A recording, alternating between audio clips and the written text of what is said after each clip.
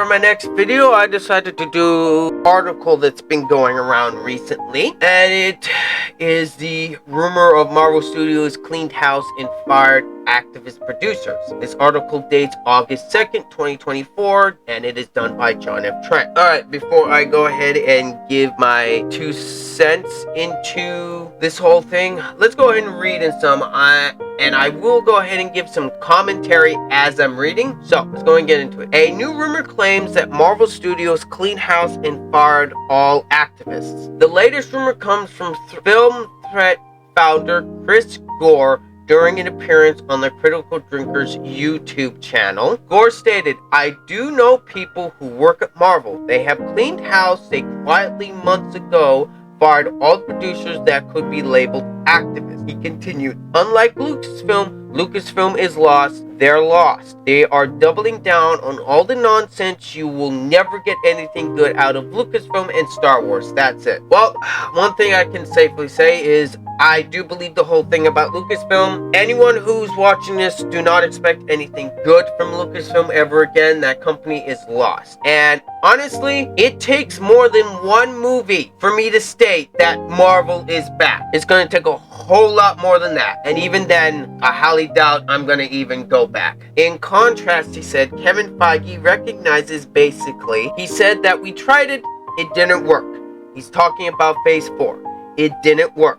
No Kang, none of these side characters that don't have the legacy of classic characters, and if Deadpool and Wolverine proves anything, you've heard the phrase male and pale is stale. That was spoken aloud across studios. But if you look at box office this year, I would say male and pale is money. And that's the phrase that I think people should more adapt. Gore also noted, additionally, they fired people that don't know the comics.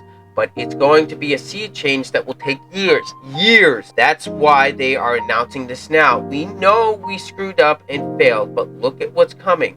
So we're going to get 2 bad movies, 2 bad TV shows, and maybe a good Fantastic Four film. Yeah, here's the thing. I don't believe this. I like Gore and his channel. I think he does some fantastic reviews as well as his co-host. I think their channel is fantastic. But I do not believe this rumor for the very reasons that are coming up now. Marvel Studios did make a huge change at the end of last year on its television show side. The Hollywood Reporter Boris Kitch shared that the company was ramping up its development process. Showrunners will write pilots and show Bible. The days of Marvel shooting an entire series from She-Hulk to Secret Invasion, then looking at what's working and what's not, are done. Marvel's head of streaming television and animation, Brad Winderbaum, informed Kit, "We're trying to marry the Marvel culture with traditional television," he added. "We need executives that are dedicated to this medium, that are going to focus on streaming, focus on television, because they are 2 different forms." In April, Kit and Aaron Koch at The Hollywood Reporter noted that Marvel Studios was hit with some layoffs. The duo reported that around 15 people, including junior-level employees in production and development, were laid off. More recently, Kevin Feige admitted that characters introduced in Phase 4 were unlikely to show up in the company's upcoming Avengers films, he told Gizmodo. "I rarely speak in absolutes like that, right? The notion of never ever seeing somebody again. We've got Tim Blake Nelson in a movie coming up next year, so I never talk in absolutes like that." However, he then admitted, "But the truth is, we're going to tell a story in these Avengers movies, and there won't be room for 100,000 characters in it. So, choices will have to be made, that's for sure. But that doesn't mean you won't ever see anybody ever again." He also told Inverse that it's unlikely Eternals would get a sequel. There are no immediate plans for Eternals 2. However, he did note that Marvel does plan to reference the events that took place in the film moving forward. There are, and I think you've seen maybe in a trailer we've released recently, an acknowledgement of some of these events. Certain giant things came out of the ocean. As far as we do not know, as far as employees who don't know comics being excised from the company, it's unclear how accurate this claim is given. Jack Schaefer is the showrunner of the upcoming Agatha All Along series, and she's notorious for being clueless about Marvel's source material. Schaefer infamously told Inverse in 2019, "I'm not interested in adhering to comic canon that is discriminatory in any way or violates my value system." This is the reason why I highly doubt any of this rumor. Because this bitch is still there. Jack Schaefer is still there. She is one of the main reasons Marvel sucks now. In the same interview, she admitted she wanted to use Marvel Cinematic Universe to make big positive changes. She said, "I wasn't a huge superhero movie fan before starting to work at Marvel. But now that I'm doing it, there's just so much opportunity to make big positive statements, especially something like Captain Marvel and Black Widow. To have these female-centered stories, I just cannot be involved in that," Schaefer added. Schaefer also indicated she hired the writer's room for WandaVision based on gender quotas, informing Inverse that the makeup of the room was incredibly intentional and it was very much supported by Marvel. The writer's room featured 8 staff writers, with 4 of them being women. To this point, she also stated, "I chose to be part of projects that are about positive representation.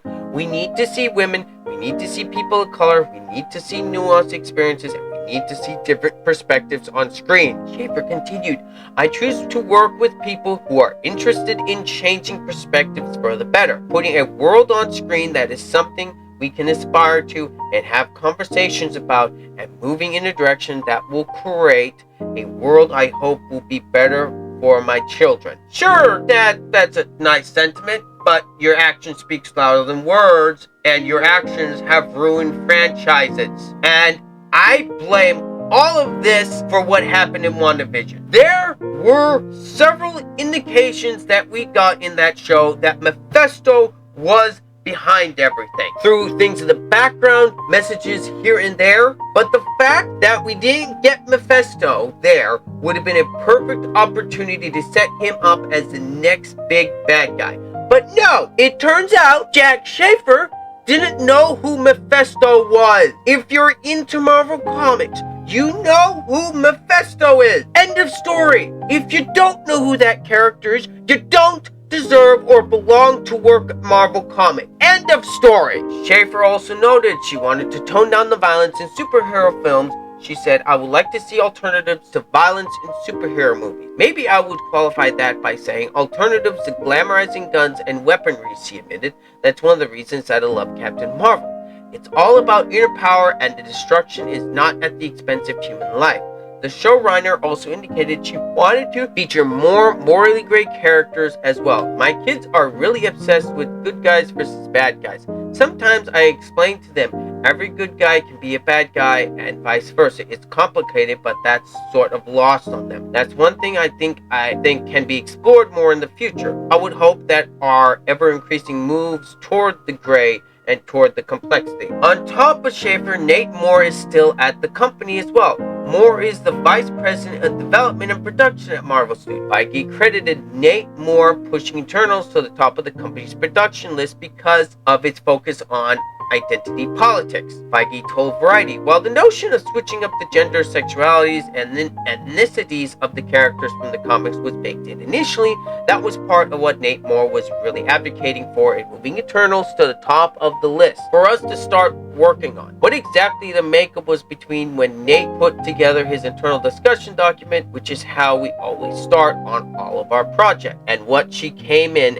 and did, I don't recall exactly. What do you make of this latest rumor about Marvel Studios? Well, the fact that Nate Moore and Jack Schaefer is still working at Marvel tells me the rumor's bogus. I do not believe it just because one movie came out, which was Deadpool and Wolverine, does not excuse all the other garbage that they've pulled these several years. 5+ years, mind you. And all of this stuff, all of it, dated all the way back to Captain Marvel. Heck, I would go back, it started seeping in at Black Panther. The first one, mind you. All of this stemmed back from there, and now it's gotten so bad and it's rotted the core of the MCU. And I highly doubt anything is gonna fix it. Sure, they could try, but as I've said before, I don't believe this rumor 1 second. Alright, those are my thoughts on all of that. And now, for anyone who is watching this